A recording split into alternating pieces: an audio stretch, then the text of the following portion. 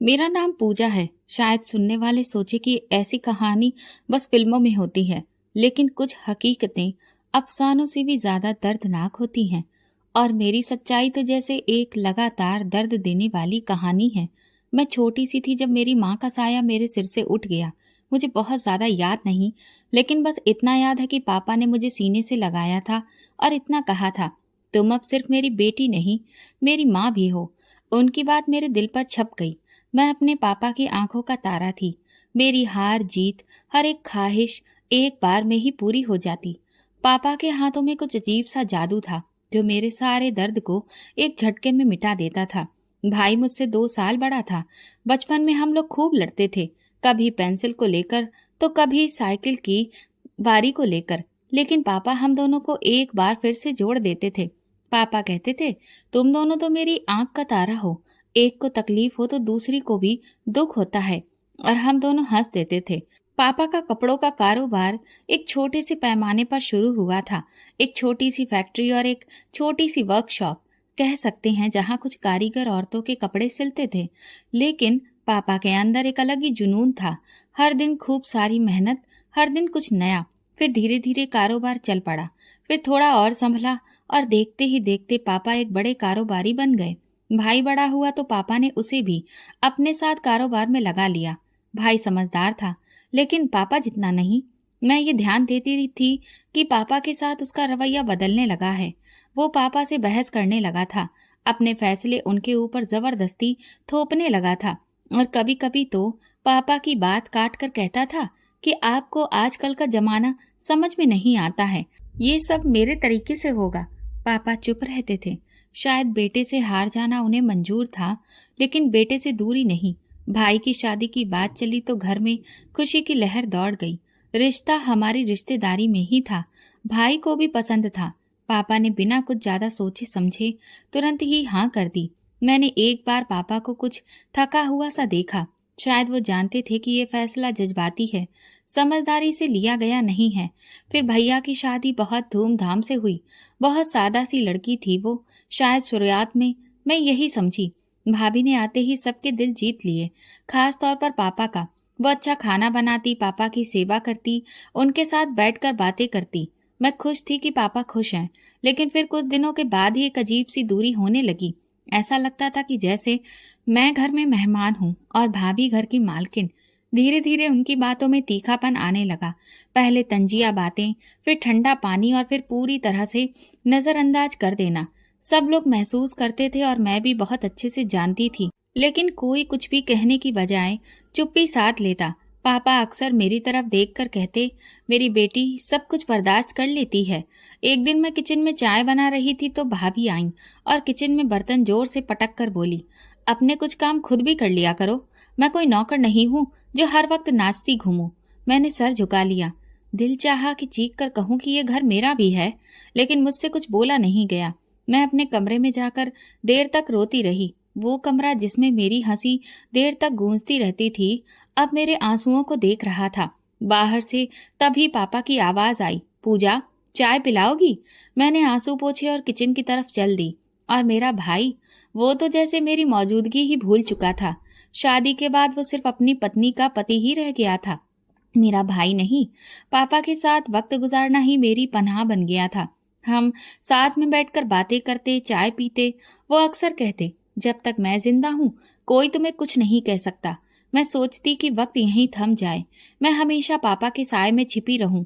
लेकिन वक्त तो वो है जो कभी किसी की नहीं सुनता। पापा का साया मेरे लिए एक ऐसा आसरा बन चुका था जहां मैं अपना हर दर्द, हर गम दफन करती थी। लेकिन जैसे जैसे वक्त गुजरा, रिश्तेदारों की नजरें मेरी तरफ बढ़ती गईं। हर किसी के आने पर उनके मुंह पर बस एक ही बात होती, पूजा अब बड़ी हो गई है, उसके लिए कोई अच्छा रिश्ता देखना चाहिए। पापा हर बार मुस्कुराकर इस बात को टाल देते थे। लेकिन भाई, जिसे मेरी जिंदगी में पहले ही कोई दिलचस्पी नहीं थी, वो पापा पर जोर देकर कहने लगा, अगर इसे पढ़ने लिखने का कोई शौक नहीं है तो बेहतर यही है कि इसकी शादी कर दी जाए, वरना कल को लोग बातें बनाएंगे। मेरा मन पढ़ाई से सच में उचट चुका था। 12वीं के बाद ऐसा लगा कि अब कुछ और सीखने का दिल ही नहीं चाहा।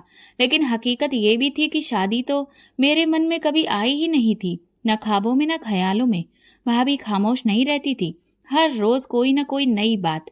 मेरी बहन की ननद के बेटे का रिश्ता है, लड़का जरा सीधा साधा है, लेकिन घर बहुत अच्छा है। पापा हमेशा सोच में पड़ जाते थे। वो मेरी इच्छा जानना चाहते थे, लेकिन भाभी के लगातार दबाव डालने और भाई के कहने पर वो अब उलझन में पड़ गए थे। एक दिन पापा ने मुझे अपने कमरे में बुलाया। वो कमरे के कोने में बैठे कुछ सोच रहे थे। मैं पास में गई तो बोले, पूजा, तुमसे कुछ पूछना है। मैंने खामोशी से उनकी तरफ देखा। अगर तुम कहो तो एक रिश्ता आया है, तुम्हारी भाभी की बहन की ननद का बेटा है। मैं अभी इस बारे में बात नहीं की है, लेकिन वो कह रही है कि लड़का अच्छा है। तुम क्या कहती हो? मेरे दिल में जैसे कुछ टूट गया। मैंने धीरे से कहा, जैसा आप ठीक समझें, मुझे मंजूर है। पापा ने मेरी तरफ देखा। उनकी आंखों में कुछ रुका हुआ सा था, जैसे कि वो जानते थे कि ये फैसला ठीक नहीं है, लेकिन वो खामोश रहे। कुछ दिनों में ही बात तय हो गई। मैं भी नहीं जानती थी कि ये सब इतनी जल्दी कैसे हो गया। शायद रिश्तेदार पापा को तैयार करने में कामयाब हो गए थे, या फिर पापा भी थक चुके थे। शोर में मेरी आवाज जैसे कहीं खो गई थी। शादी के बाद जब मैं विदा होकर ससुराल पहुंची, तो वहां पर मेरा स्वागत भी बहुत ही अजीब सा था। सास ने बस एक बार मुस्कुराकर देखा और कमरे की तरफ इशारा कर दिया। ना कोई हाल चाल पूछना, ना कोई मतलब। पति, वो भी एक खामोश सा इंसान था। पहले मैंने सोचा कि शायद तबीयत ठीक नहीं होगी, लेकिन कुछ दिनों में अंदाजा हो गया कि वो ज्यादा बातचीत करना पसंद नहीं करता है। कमरे में आता तो बस मोबाइल लेकर बैठ जाता। मैं जब भी कुछ कहती तो बस या अच्छा कहना सुनने को मिलता। कुछ दिनों के बाद भाई का फोन आया। वो हंस रहा था। क्या हाल है? अब तो नई जिंदगी शुरू हो गई है। मैंने बस इतना कहा, हाँ, भगवान की कृपा है। भाभी ने तुरंत फोन हाथ में लिया और बोली, देखा, मैं ना कहती थी, नवीन अच्छा लड़का है, वक्त के साथ दिल भी लग जाएगा। दिल लग जाएगा?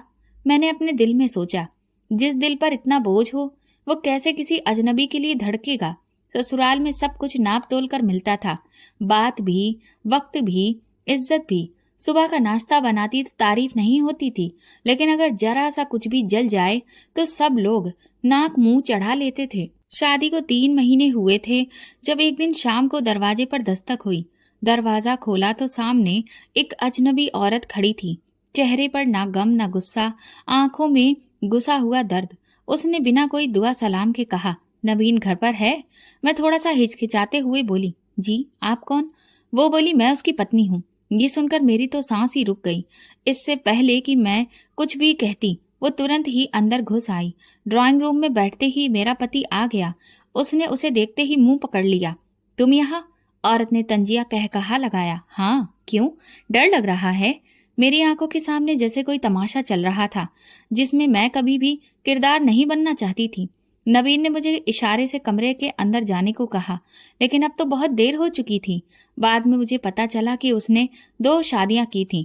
एक को तो वो पहले ही तलाक दे चुका था, और दूसरी ये, जिसने दरवाजा खटखटाया था, अभी भी उसकी पत्नी थी, बस अलग रह रही थी।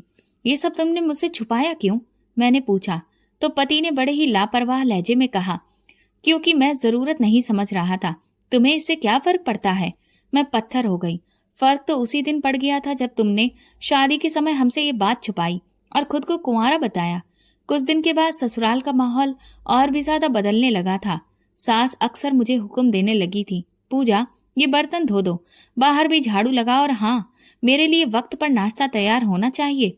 पति अक्सर घर देर से लौटता और जब भी आता तो सवाल करता, आज तुमने अपने पापा से बात की? मैं पूछती, किस बारे में?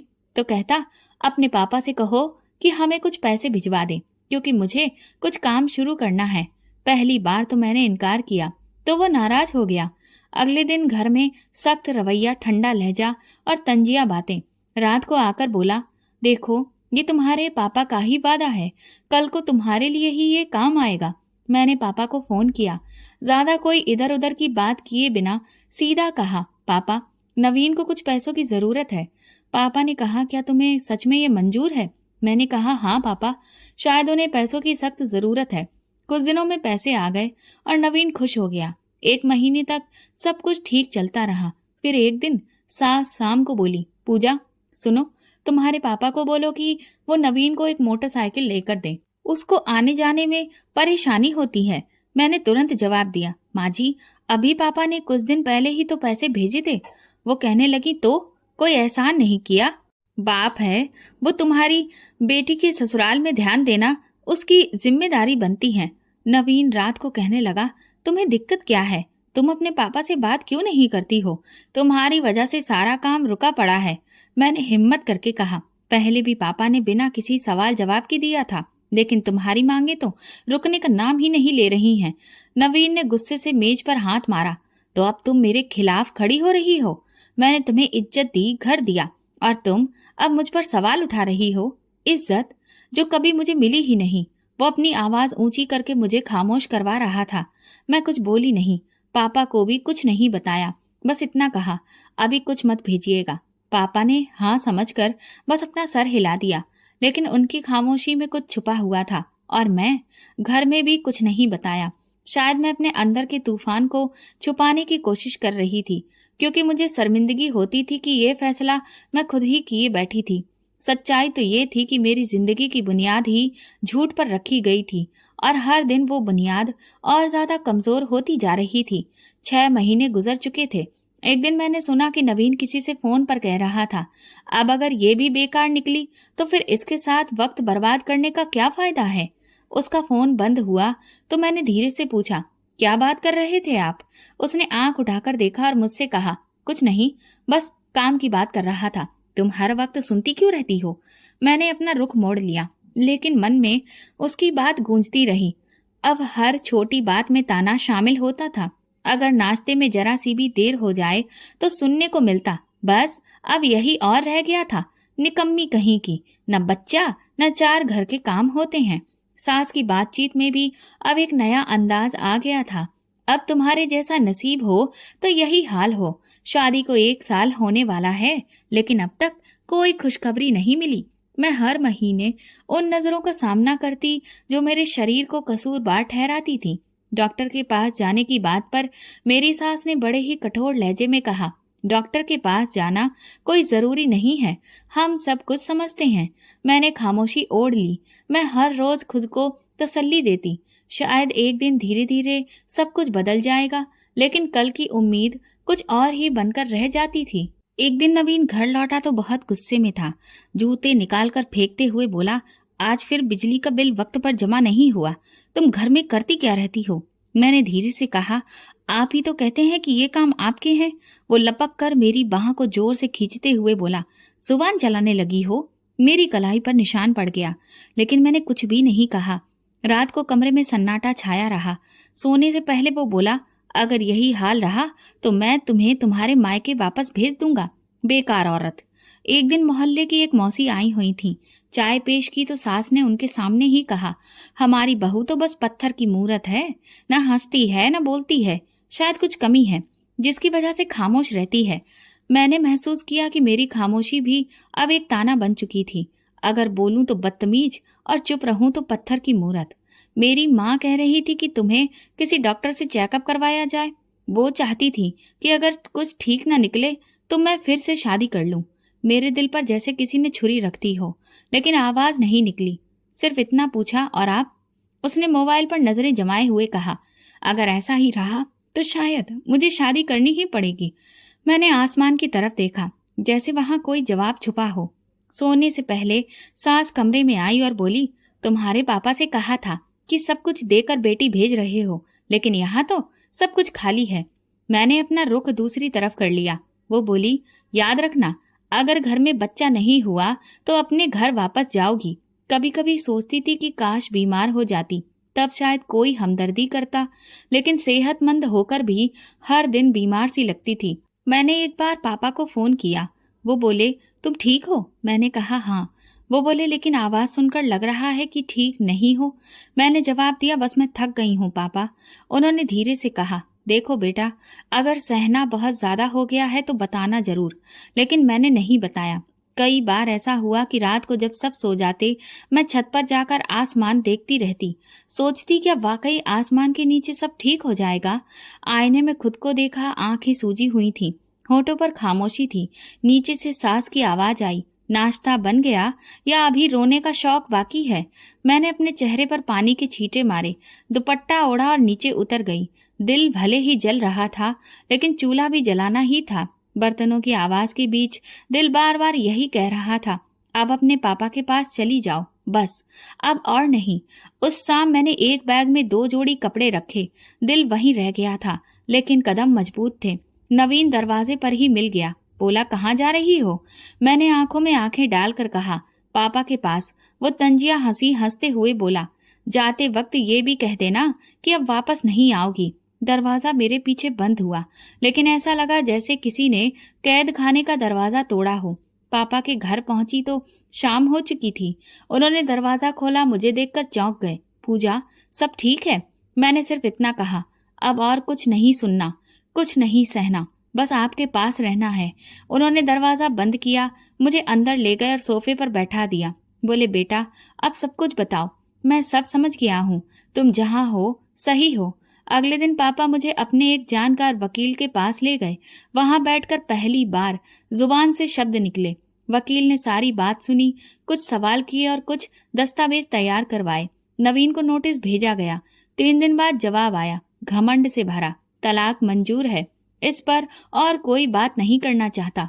मैंने दस्तखत कर दिए और अदालत के खामोश कमरे में अपनी जिंदगी के सबसे बुरे पन्ने को बंद कर दिया। पापा के साथ रहकर कुछ सुकून तो मिला, लेकिन भैया का व्यवहार अब पूरी तरह से बदल चुका था।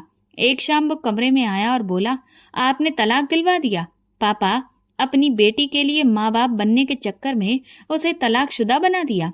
पापा ने कहा, मैंने उसे बर्बाद होने से बचाया है। तुम नहीं जानते तुम्हारी बहन ने कितना कुछ सहा है।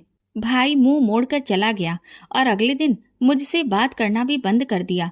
घर में अब मुझे नजरअंदाज किया जाने लगा।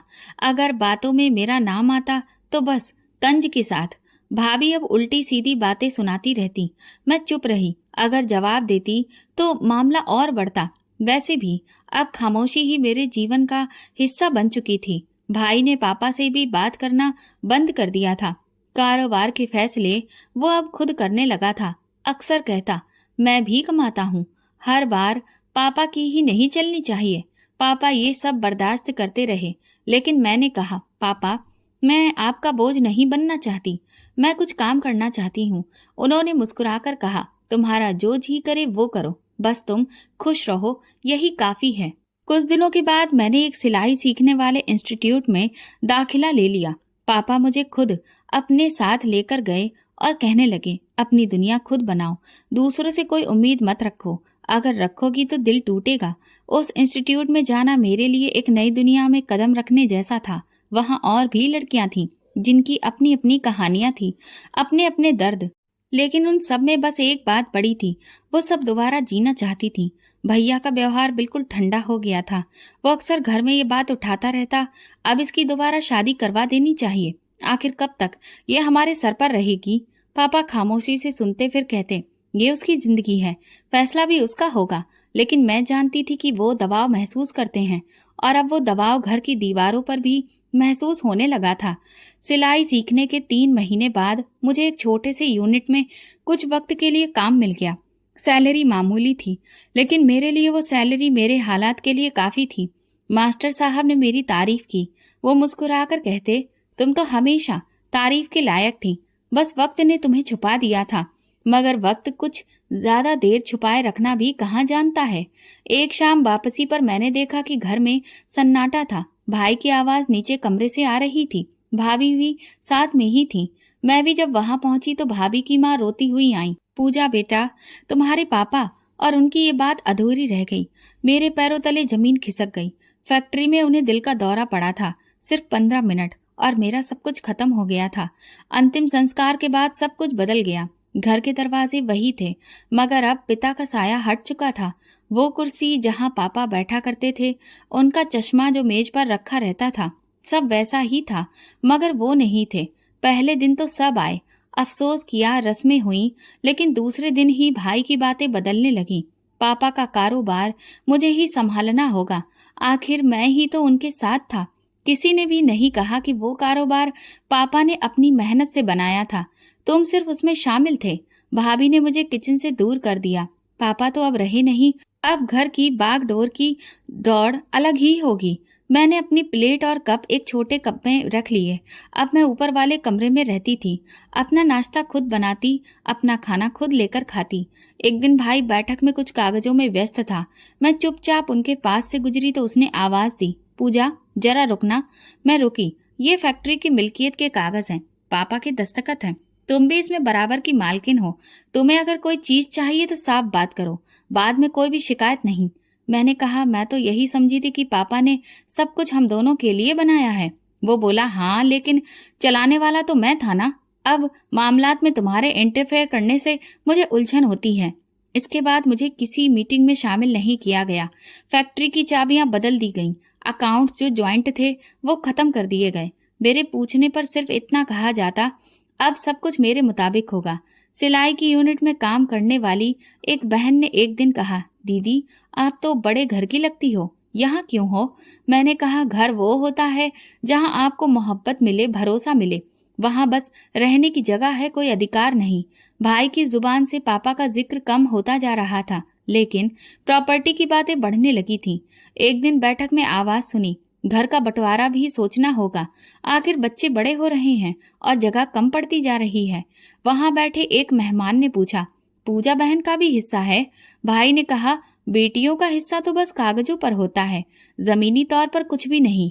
मैं ये सब चुपचाप सुनती रही। अब मैं उस घर में मेहमान से भी कम हो गई थी।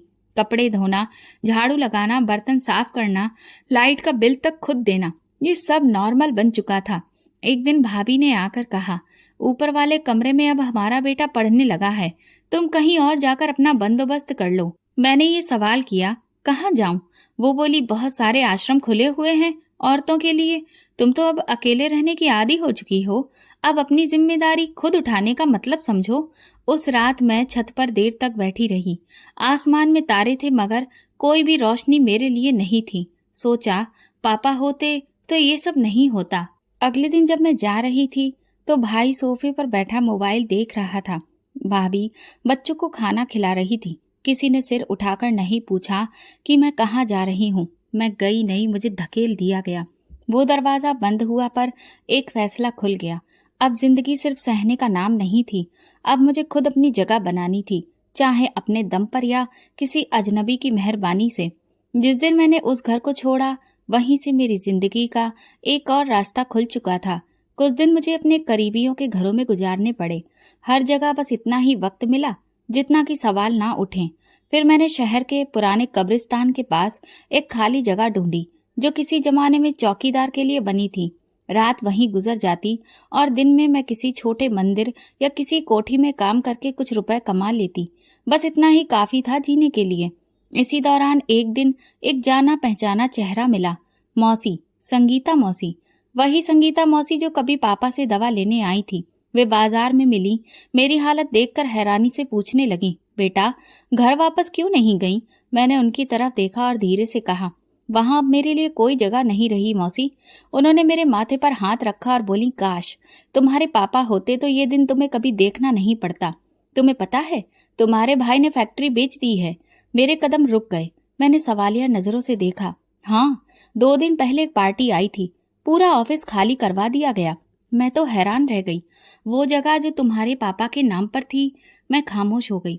कुछ घंटे बाद एक पुराने वर्कर से बात हुई जो अभी भी यूनिट में काम कर रहा था। उसने बताया, हमें नया मालिक कल से संभालेगा, सब कुछ अब बदलने वाला है। फैक्ट्री जिसके लिए पापा रातों को जागते थे अब किसी और की थी। मैं शाम को सीधे पुराने ऑफिस के बाहर पहुंची। साइन बोर्ड भी बदल चुका था। जहां कभी मेरे पापा का नाम लिखा होता था वहां अब किसी दूसरी कंपनी का नाम जगमगा रहा था।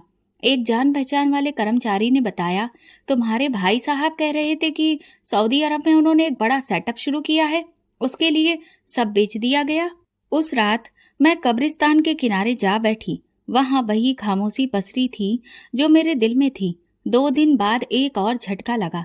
भाभी ने अपनी एक सहेली के जरिए मुझे संदेश भेजा, अब तुम अपना बंदोबस्त पक्का कहीं और कर लो, क्योंकि हम घर भी बेच रहे हैं और सऊदी जा रहे हैं। मैंने जवाब भिजवाया, मेरा हिस्सा? जवाब मिला, क्या सबूत है कि तुम्हारा यहाँ कोई हिस्सा है? सारी जायदाद तो तुम्हारे भाई के नाम पर थी। मैंने एक वकील से मशवरा किया, उसे कागजात दिखाए जो मेरे पास सिर्फ फोटोकॉपी की शक्ल में मौजूद थे। वो कुछ देर उन्हें देखता रहा, फिर बोला, ये दस्तखत अजीब लग रहे हैं, बहुत कुछ यहाँ पर छुपा है। मैंने पूछा, ये जाली हो सकते हैं? उसने कहा, मुमकिन है कि दस्तखत किसी और के लिए जारी किए गए हों या अंगूठा जाली तरीके से लगवाया गया हो, मगर तुम्हें असली दस्तावेज हासिल करने होंगे। असली दस्तावेज? वो तो भाई के पास थे और उनके पास जाने का मतलब था खुद को और ज्यादा बेइज्जत करवाना। मैंने एक रास्ता सोचा। संगीता मौसी ने बताया था कि भाई अभी 1 हफ्ते तक भारत में ही रहेगा, फिर बाहर शिफ्ट होगा। मैं उनके फ्लैट के बाहर कुछ घंटे इंतजार करती रही। जब भाई बाहर निकला तो मैं सामने आ गई। मुझे आपसे बात करनी है, सिर्फ 2 मिनट। उसने तेज नजर से देखा। मेरे पास वक्त नहीं है। पापा ने अपनी जिंदगी में सब कुछ मेरे नाम कर दिया था, तो मैं जो मिला वो काफी नहीं। मैंने कहा, मुझे कुछ भी नहीं मिला, और जो तुम्हें मिला है वो भी शायद तुम्हारा नहीं था। भाभी बाहर आई। पूजा, तुम अभी भी हमारे ही पीछे पड़ी हो, हमें छोड़ दो, हम नई जिंदगी शुरू करने जा रहे हैं। मैंने बस एक बात कही, जिंदगी वो नहीं होती जो दूसरों को बर्बाद करके मिले। जिंदगी वो होती है जो इंसान खुद संवारता है। भाई ने एक लम्हे के लिए कुछ कहना चाहा, फिर चुप रह गया। वो चुप्पी जो एक भारी खामोशी के जैसी होती है। अगले दिन मैंने अदालत में दरख्वास्त दायर कर दी। वकील ने कहा, यह मुकदमा लंबा हो सकता है, लेकिन कम से कम कागजी जंग बराबर की होगी। मुझे जीत से ज्यादा इंसाफ की जरूरत थी। वो फैक्ट्री, वो घर, अब मेरा कुछ ना भी निकलता तो कम से कम इतना तो तय होता कि सच क्या था। अदालत में कागजात जमा करवा कर जब लौटी तो शहर के शोर में अपनी खामोशी और भी ज्यादा साफ सुनाई दी। अब कोई दरवाजा ऐसा नहीं बचा था जिस पर मैं दस्तक देती, लेकिन हाँ, दिल अब कांपता नहीं था। पहले एक सहेली की यहाँ कुछ दिन रुकी, फिर मौसी के घर चली गई, लेकिन जैसे ही उन्हें एहसास हुआ कि मैं मुकदमा कर चुकी हूँ, उनका रवैया बदलने लगा। हम झगड़ा करने वाले लोगों को अपने घरों में नहीं रखते पूजा, हमें माफ करना। ये वो दिन था जब मैंने दरवाजा पीछे छोड़ा और किसी से कुछ भी नहीं कहा, बस सीधा कब्रिस्तान की तरफ चल दी। वही कब्रिस्तान जहाँ मैं अब तक रह रही थी। चारों तरफ सन्नाटा था। मेरे साथ सिर्फ एक बैग था और अंदर वो डायरी जिसमें मैं सब कुछ लिखती थी। रात हो गई थी, ठंडी हवा चलने लगी थी, मिट्टी की खुशबू मेरे बचपन की तरह महसूस हो रही थी। मैं थकी हुई थी। सारी रात रोने के बाद जैसे आंखें खुद ब खुद बंद हो गईं। सुबह जब आंख खुली तो सामने एक थाली रखी थी, उसमें गरम पराठा और चाय थी। मैंने आसपास नजर दौड़ाई, कोई मौजूद नहीं था। एक लम्हे को लगा कि शायद कोई भला इंसान, शायद कोई जानने वाला आया हो। मैंने कुछ नहीं खाया, बस पानी पीकर खुद को संभाल लिया। दिन गुजरा और मैं कब्र के पास बैठे बैठे ही सूरज को ढलते हुए देखती रही। अगली रात फिर वही हुआ। मैं थक कर सो गई और सुबह आंख खुली तो एक बार फिर ताजा नाश्ता और एक पर्ची मौजूद थी। फिक्र मत करो, तुम अकेली नहीं हो।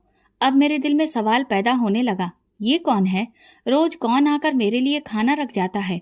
फिर अगले दिन मैं आंखें बंद करके लेटी थी, लेकिन दिल तेजी से धड़क रहा था। तकरीबन 1 घंटे के बाद कदमों की हल्की आवाज सुनाई दी। कोई धीरे धीरे पास आ रहा था। मेरे दिल की धड़कन तेज हो गई, लगा अभी दिल बाहर आ जाएगा। कदम रुके, फिर हल्की सी खनक सुनाई दी, जैसे बर्तन जमीन पर रखे जा रहे हों। मैंने जरा सी आंख खोलकर देखा, एक बुजुर्ग शख्स जिसके चेहरे पर सफेद दाढ़ी थी सामने दिखा, लेकिन अंधेरे में उनका चेहरा पूरी तरह से नजर नहीं आ रहा था। लेकिन उनका अंदाज बिल्कुल मेरे पापा जैसा था। उन्होंने खाना रखा, पानी की बोतल रखी, पर्ची सामने रखी और वापस मुड़ गए। मैंने आगे बढ़कर वो दरवाजा खटखटाया। कुछ लंबे इंतजार के बाद दरवाजा खुला। वही बुजुर्ग सामने थे। उन्होंने मुझे देखा और फिर धीरे से कहा, आ जाओ बेटी, तुम्हें आने की जरूरत नहीं थी, मगर शायद तुम्हें जानना था कि मैं कौन हूँ। मैं अंदर दाखिल हुई। अंदर एक साधारण सा कमरा था, एक चारपाई, कुछ बर्तन और एक पुरानी अलमारी। आप कौन हैं? मेरी आवाज कांप रही थी। वो मुस्कुराए। मैं संतोष हूँ, तुम्हारे पापा का पुराना दोस्त। तुम बहुत छोटी थी जब मैंने आखिरी बार तुम्हें देखा था। तुम्हारे पापा ने एक वक्त पर मेरी बहुत मदद की थी। मैं कोढ़ का मरीज था, जब सबने मुझे छोड़ दिया था, लेकिन तुम्हारे पापा ने मेरा हाथ थामा, मेरा इलाज करवाया, खाना दिया, दवाई दी। मैं पत्थर बनी खड़ी रही। जब मैं वापस आया तो सब सुना। तुम्हारे पापा नहीं रहे। फिर तुम्हें मैंने यहाँ कब्र के पास बैठे देखा तो खुद को रोक ना सका। मैं चाहता तो तुम्हें अपने घर बुला सकता था, मगर मैं चाहता था कि तुम खुद आओ, खुद मुझ पर भरोसा करो। मैं खामोश रही। आंखों से आंसू बहने लगे। ये घर खाली है और अब तुम्हारा है। मैंने इसे तुम्हारे नाम कर दिया है। तुम्हें अब कोई भी बेघर नहीं कर सकता। मैंने उनका हाथ पकड़ा, वही हाथ जिन्होंने मुझे मेरी खोई हुई जगह वापस दी थी। मेरे दिल में पहली बार सुकून महसूस हुआ, जैसे पापा ने मुझे दोबारा अपनी पनाह में ले लिया हो। उस रात मैंने लंबी नींद ली और पहली बार डर के बिना सोई। अगले दिन सुबह जब मैं उठी तो मेरे ऊपर वही चादर थी जो पिछली रात संतोष चाचा ने दी थी।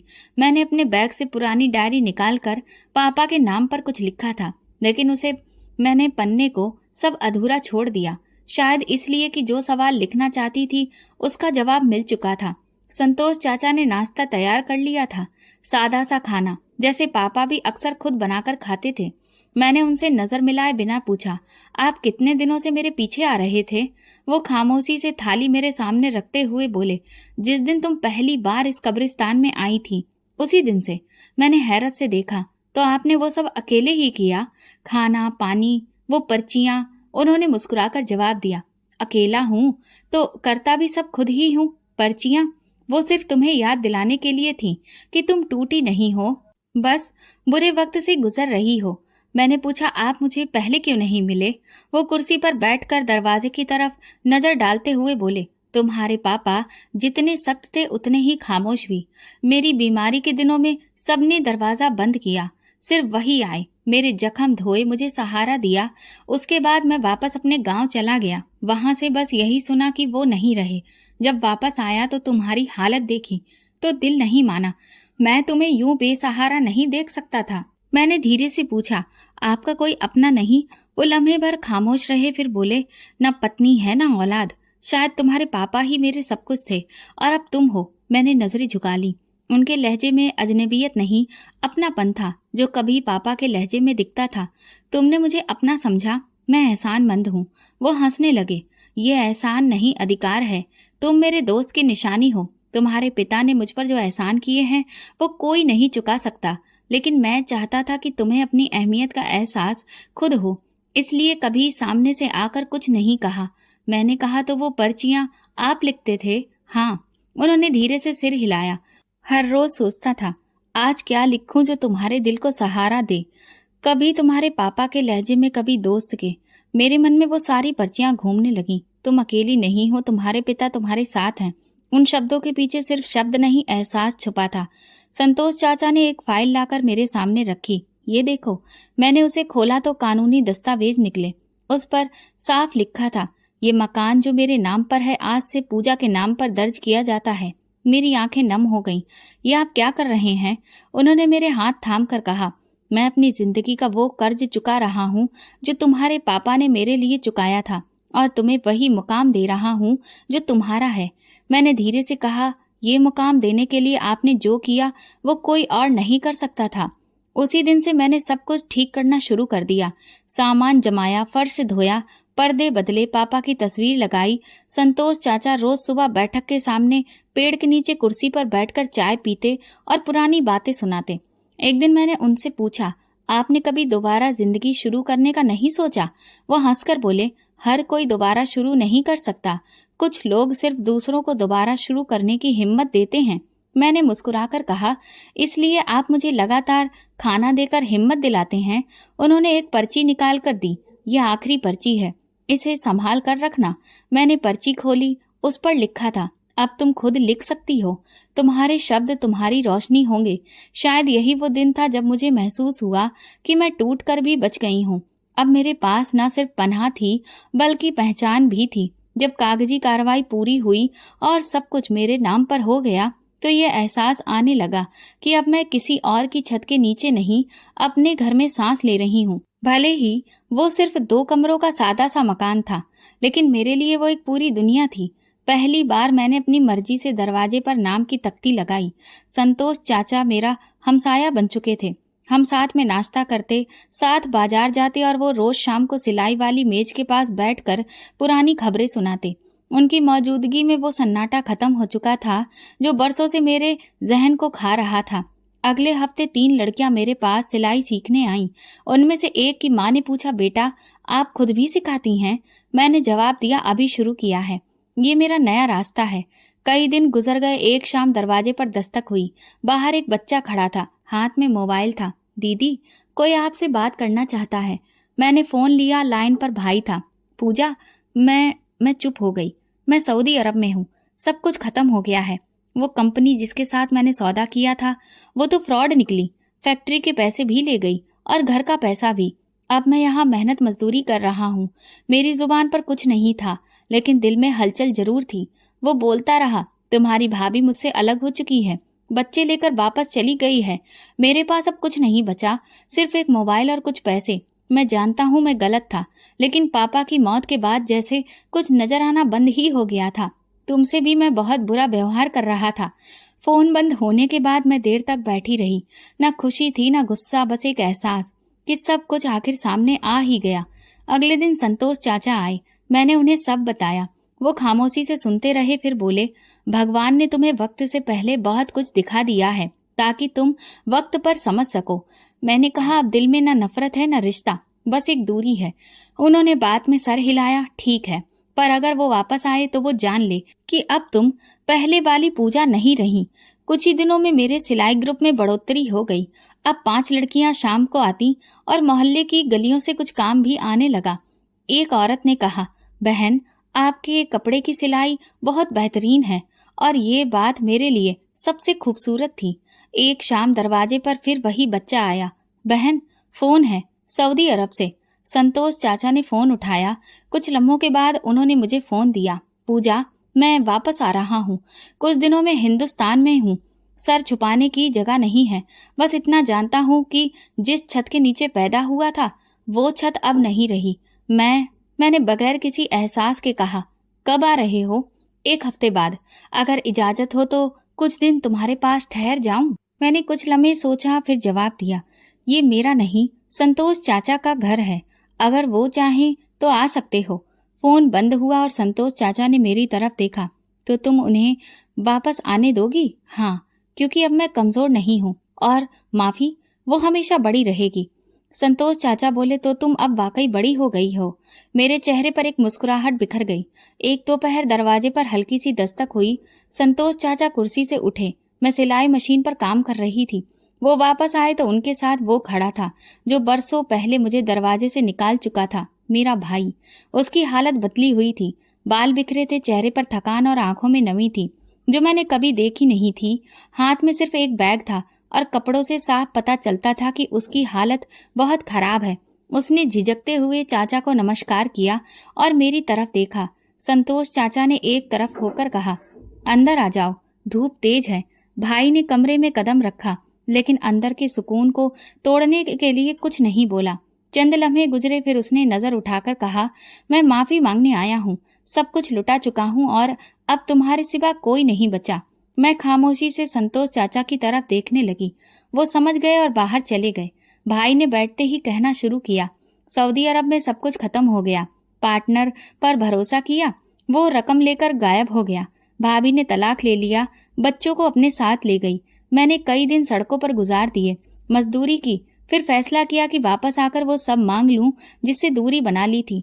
मैंने सवाल नहीं किया, बस सुन रही थी। मैं जानता हूँ तुम्हें धक्का दिया, जायदाद पर कब्जा किया, तुम्हें बेघर किया, लेकिन पूजा, मैं अब वो इंसान नहीं रहा। वो गुरूर, वो दौलत, सब छिन गया। सिर्फ एक चीज बची है, पछतावा। उसके चेहरे से पछतावा छलक रहा था, लेकिन मैं जानती थी पछतावा माफी की दलील नहीं, माफी का दरवाजा होता है। खोलें या ना खोलें, यह हमेशा बड़ा होता है। तुमने सब बर्दाश्त किया, मैंने कुछ भी न पूछा। तुम चली गई और मैं पलटकर नहीं देखा। लेकिन आज जब दुनिया ने मुझे तन्हा कर दिया, तो जिन्हें हम कमजोर समझते हैं वही असल में सबसे मजबूत निकलते हैं। मैंने गहरी सांस ली। ये घर संतोष चाचा का है, मैं उन्हीं के घर में पल रही हूँ। उनकी इजाजत के बगैर मैं कुछ नहीं कर सकती।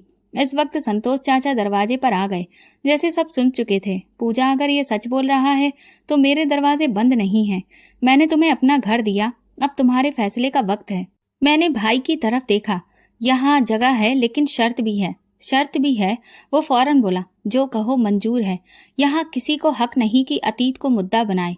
तुम यहाँ रह सकते हो, लेकिन फैसले मेरे नहीं तुम्हारे होने चाहिए। खुद को साबित करो, चाचा का भरोसा जीतो, और अगर वाकई बदल चुके हो तो वो खुद तुम्हें अपना लेंगे। भाई की आंखें भर आईं। वो झुककर बोला, मैं हर शर्त मानता हूँ, बस तुमने दरवाजा खोल दिया यही मेरे लिए बहुत है।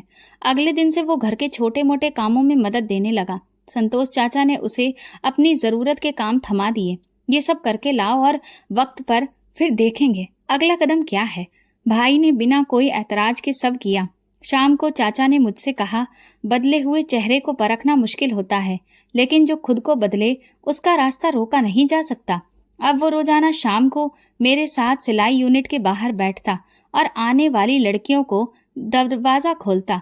एक दिन भाई ने कहा, वो कागजात जिन पर जाली दस्तखत थे मेरे पास हैं, चाहे तो सब वापस तुम्हारे नाम हो सकता है। मैंने नरमी से जवाब दिया, अब इन चीजों की जरूरत ही नहीं। जो सुकून इस छोटे से घर ने दिया वो किसी फैक्ट्री में नहीं मिल सकता। उसने कहा, कम से कम तुम्हें वो दस्तावेज देखने चाहिए ताकि तुम जान सको कि सच क्या है। मैंने कहा, मैं जानती हूँ सच क्या था। पापा के साथ जो तुमने किया वो माफ किया, लेकिन भूलना मेरे लिए मुश्किल है। बस इतना जान लो, तुम अब सिर्फ भाई हो, मालिक नहीं। संतोष चाचा ने हमारी बात सुनी और मुस्कुराकर बोले, जो रिश्ता दोबारा जुड़ जाए उसे हर रोज संवारना पड़ता है। तुम दोनों ने वो पहला कदम उठा लिया। उसी दिन शाम को मैंने खिड़की खोली और पहली बार भाई को आंगन में पौधों को पानी देते हुए देखा।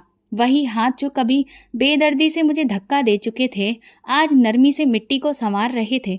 और मैंने जान लिया था, शायद माफी का दरवाजा सिर्फ दूसरों के लिए नहीं, खुद के लिए भी खोलना पड़ता है। सुबह की रोशनी धीरे धीरे आंगन में उतर रही थी। छोटे पौधे जिन्हें मैं कुछ महीने पहले उगा चुकी थी अब निकल चुके थे। भाई पानी दे रहा था और संतोष चाचा चारपाई पर बैठे अखबार के पुराने कॉलम पढ़ रहे थे, जिन्हें वो महीनों से जमा करते थे। मैंने दरवाजे के साथ लगी दीवार पर कील ठोकी। पूजा का घर। ये सिर्फ सिलाई सीखने का दरवाजा नहीं था, ये वो दुनिया थी जहाँ वे लड़कियां आती थी जिन्हें सब बेकार, बेमतलब और बदनसीब समझते थे। कोई तलाकशुदा थी, दूसरी को ससुराल वालों ने निकाल दिया था, तीसरी का पति उसके वजूद को ही मानने से इनकार करता था। लेकिन ये सब यहाँ आकर खुद को महसूस करने लगी थी। एक दिन मैं और भाई छत पर बैठे थे कि तभी संतोष चाचा एक लकड़ी का बॉक्स लेकर हमारे पास आए। कहने लगे, ये तुम्हारे पिता ने सालों से संभाल कर रखा था। हमने जब उसे खोला तो उसमें एक चिट्ठी थी जिसमें लिखा था, तुम दोनों बहन भाई हमेशा एक दूसरे का साथ देना, और मेरी बेटी पूजा, मुझे तुम पर पूरा भरोसा है कि तुम अपनी जिंदगी को कभी भी नीचे नहीं जाने दोगी। ये पढ़कर मेरे और भाई दोनों की आंखों में आंसू आ गए। भाई एक बार फिर से अपने किए पर शर्मिंदा होने लगा। पापा की उस चिट्ठी को पढ़कर मेरे मन में ख्याल आया कि मेरे पापा ने अपनी फैक्ट्री को कितनी मेहनत से खड़ा किया था, लेकिन आज उस फैक्ट्री पर किसी और ने अधिकार कर लिया है। मैंने भाई से इस बारे में बात की तो वो फूट फूट कर रोने लगा कि उसने अपने गलत फैसलों की वजह से सब कुछ बर्बाद कर दिया। मैंने भाई से कहा, पापा को हम दोनों पर भरोसा था, अगर तुम मेरा साथ दो तो हम फिर से एक बार नई शुरुआत कर सकते हैं।